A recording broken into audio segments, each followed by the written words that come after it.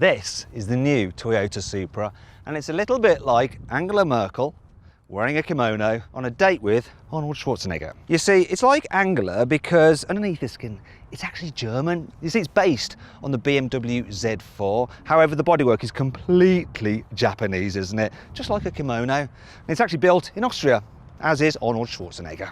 Now, the car starts from £53,000, but if you click on the pop-out banner, you can see how much you can save on a new car at CarWow. However, I bet you're more interested in whether this new Supra is better to drive than the BMW Z4 on which it's based. Well, to find out, the first thing I'm going to do is launch it. Now, I actually drove the Z4 the other week and I timed it from 0 to 60 in 4.5 seconds. So, that's the time this Supra has to beat. I'm going to put it into sports mode. I'm going to put the traction into sports mode. Got my specialist timing gear up here. Got my left foot on the brake. Floor the throttle. Launch control active. Go. Oh, come on, come on. Oh, yes. There we go. Right. Good job it did it quickly because I was running out of space there. There's a fence. Okay, so it did 0 to 60 in 4.4 seconds. So yeah, it beat the BMW. Now you're probably wondering what it'll do the standing quarter mile in. Well, I clearly haven't got the room here, but later on I'm going to take the car on track and time it. Let's start this review by talking about the Supra's design, because when I first saw this car I was like, oh my god, what the heck have they done? But actually, here in the sunshine, I've changed my mind. Yeah, I'm a little bit fickle like that. You see the front, it reminds me of the Mark IV Supra. There's lots of kind of swooshes and creases about the place. I really like the headlamp clusters. They've got like little red flashes in them, that's really cool. Now from the side profile, this car is supposed to mimic the Toyota 2000 GT from the 1960s. If you don't know what that looks like, here's a pic of it now. Now there is no denying that this is very Japanese in its design. The only thing that isn't are the door mirrors, because they are from the BMW Z4. I do like how you have these black side skirts, they look cool, but I absolutely adore these standard 19-inch alloys. They look amazing. The only bit of the car I'm really not too sure about is this section here, the rear haunches. It's like it's got fat, flabby hips, a bit like Kim Kardashian, probably in about 10 years' time, or maybe 10 months' time. Anyway, the back though, can't fault the back. The back of this car is absolutely gorgeous. I mean, look at it. What a sweet ass this is. Love the ducktail spoiler like that. And the rear diffuser. The way you have a little fog light like the rain lights that you get on Formula One cars. The only thing I don't really like is this, look. This Toyota badge there above the Supra. It's just, why did they put that on there? I really don't know. Like the fact you've got real exhaust pipes, which are quite big. I'll illustrate that now with the new CarWow bottles of truth test. So yeah. See, they fit. Isn't that awesome? And so too is the exterior design, if you ask me. Now, it is pretty wild, whereas inside, it's a bit of a different story. This new Supra is all rather sensible, unlike me. Yeah, that was a bit stupid. Yeah, like I was saying, it's all quite calm and reserved. You can definitely feel a Germanic influence, especially because a lot of the buttons and stuff are from a BMW. So these buttons here for the radio, from a BMW, the climate control system from a BMW, this twiddly knob here and all the buttons here from a BMW, the steering wheel also from a BMW and all the switches on it, the gear shifter paddles, the stalks on the steering column, the door handles, switches here and here, BMW, and the light switches here, BMW. Yes. So that's good though, because normally with the Toyota, the insides are just bonkers. They have buttons all over the place just randomly. So that is good. And I do actually like the design. It's nice and simple, very clean, not bad at all. The quality is pretty good in here as well. That's another BMW influence. So lots of squidgy materials here, we've got a stitched dash. I like the fact that all the lower down panels as well, they're padded, and not to make the car feel posh, they're padded because you might end up banging your knees off them when you're actually going around corners really quickly. That's a really cool feature that they've done that. But yeah, I am feeling the BMW vibes. The rear view mirror is BMW as well. It's even got the little sensor for gesture controls, but this car doesn't have it. And that brings me onto the screen and this car's equipment list. As standard, the Toyota Supra gets a large infotainment screen with built-in satellite navigation, There's also a digital driver's display as well. Full LED adaptive headlights, adaptive cruise control, and a load of safety kit that is too boring to mention right here. A 10-speaker sound system with boy racer pleasing grille covers. A reversing camera, Alcantara sport seats with electric operation. Plus an active rear differential and adaptive suspension.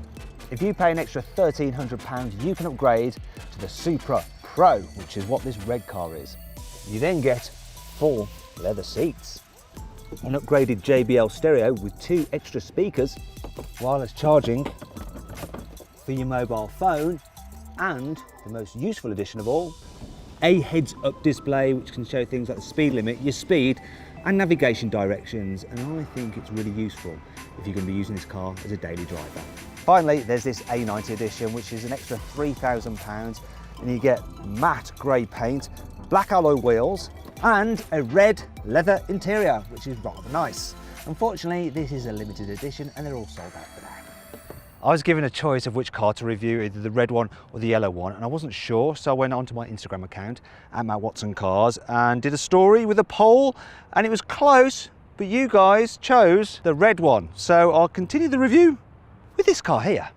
Anyway, let's continue the review by talking about this infotainment system. So this is one time where I cannot say it's not as good as BMW's iDrive, because as you can see, it is in fact BMW's iDrive. It's BMW's old iDrive, but it's still very, very good. Nice screen, very easy to use. You can use it as a touchscreen or the swivel wheel with the shortcut buttons. Plotting a route into the sat-nav is super easy.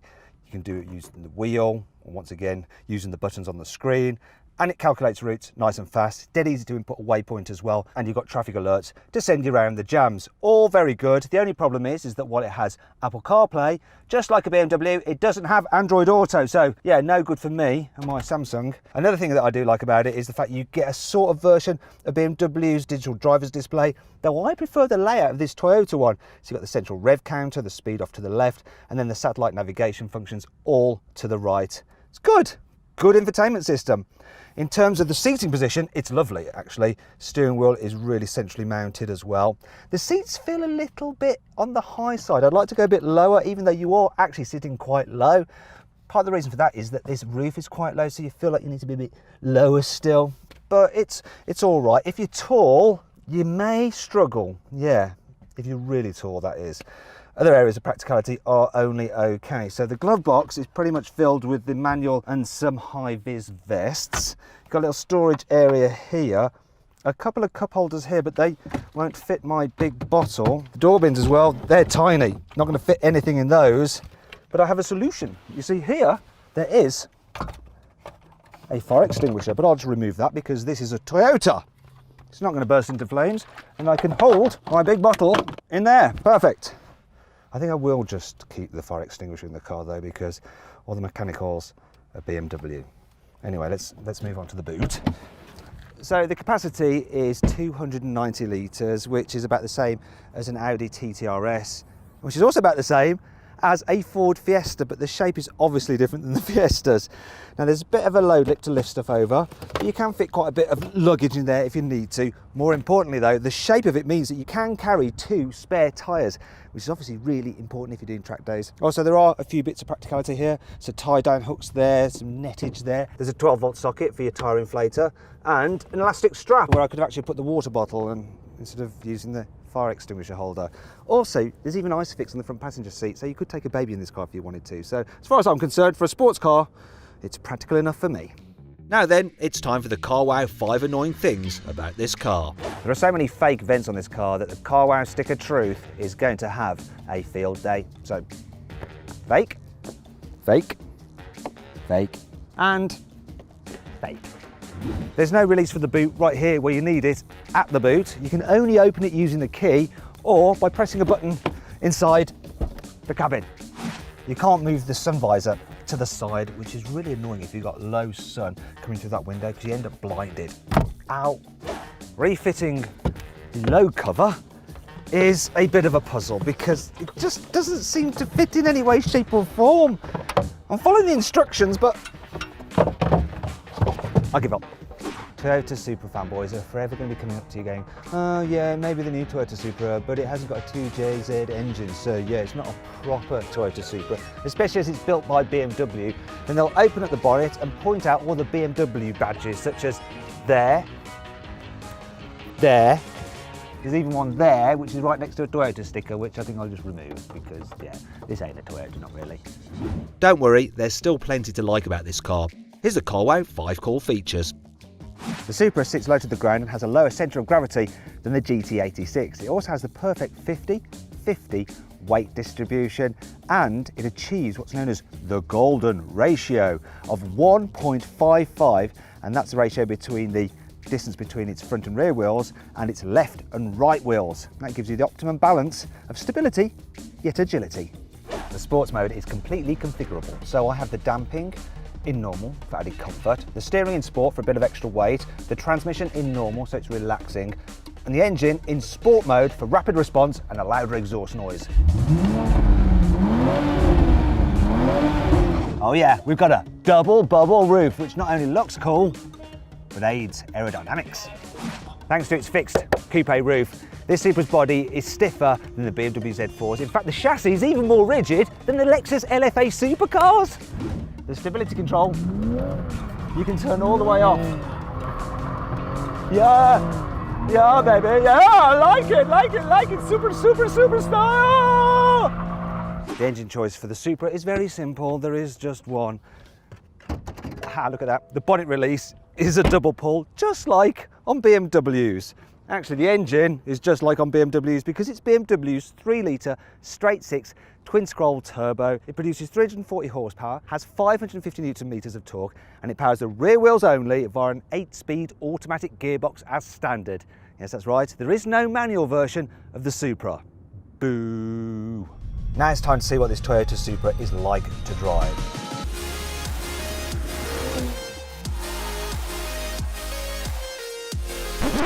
I'm going to start in town. I know you're probably thinking, just take it on track.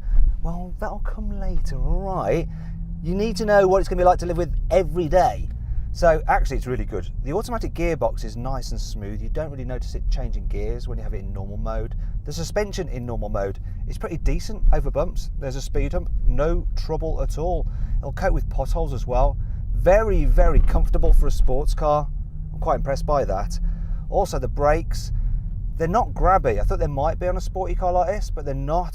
So that's helpful. As for the manoeuvrability, well, I'm going to park it now.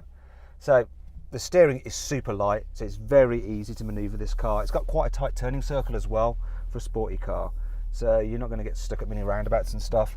The visibility isn't so good, but the wing mirror does that thing that BMW wing mirrors do, surprise, surprise, where they angle down when you're reversing. You are going to be relying on the parking sensors and the camera to get the car into space, but it is actually super, super easy. I mean, look at that. 2 moves, not sticking out too far. That, ladies and gentlemen, is a result.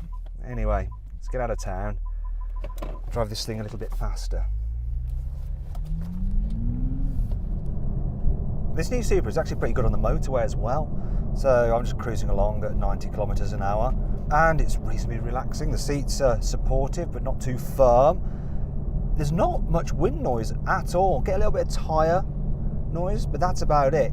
It seems quieter slightly than the BMW Z4 because obviously that's got a fabric roof. But what happens if you need to overtake? So like I said, I'm doing 90. The gearbox is in normal mode and in 8th gear. I'm just going to floor it. And already I'm at that Vectra's chuff. Look at that, I think I gave him a bit of a shock. He wants to get the heck out of the way. This thing pulls, it really pulls. Oh, that's illegal. Back off now. Yes, good performance and good response from the gearbox, even just in normal drive. What really matters is how this new Supra drives on a twisty road, and I've found one, so I'm going to put the car into sports mode, so everything is in maximum attack. The first thing I notice is the gearbox. So now it's keen to hold on to gears and will rev out. Also, when it changes gears, you get like a thump in the back, which I'm sure that has just been added in for effect, and I like the effect. And as for the chassis balance, it's really good. So it's quite a predictable, easy car to drive fast. I think Toyota's engineers have done a good job with this car because it's a really well-rounded sports car. Yeah, I know, all the hardware is BMW, but who cares what Supra fanboys say? You know, yes, so what? Most of it's BMW, but why not just think of it as a Z4 M Coupe? There's absolutely nothing wrong with that. Anyway, there's one last place we need to try this car out. So here we are on Jarama Racing Circuit in Madrid.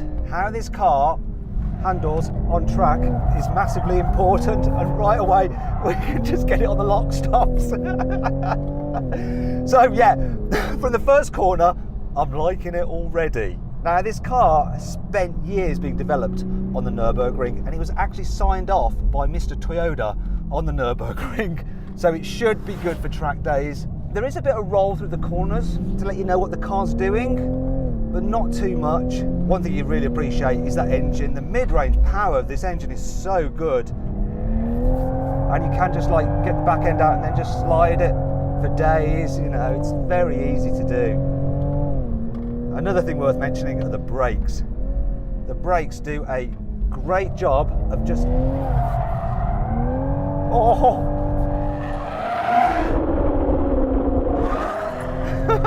So they're big Brembo brakes, and they do a great job of hauling this car up. One of the things I've noticed is that this steering system, which is not the fastest in the world, does mean it's very easy to control on track. Just feels right, not too skittish.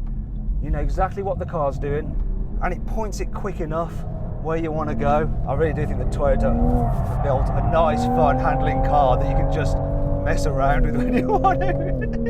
I love it. Well done, Toyota. The final thing for me to do in this new Supra is to set a standing quarter mile launch time. So I have the start finish straight ahead of me. I've got my specialist timing gear here. We're going to do it. See what it does. It's a pretty good start, that is. Feels strong. What's it going to put in? Come on. Give me a good time. Is it there? There we go. Oh. So, this car did the standing quarter mile in 12.5 seconds. Now let's just check out the 0 to 60. So it did 0 to 60 in 4 seconds dead. And that means that a red Supra is faster than a yellow Supra. That obviously has nothing to do with the improved traction of a racing circuit. No, not at all. Make sure you pick the right colour then.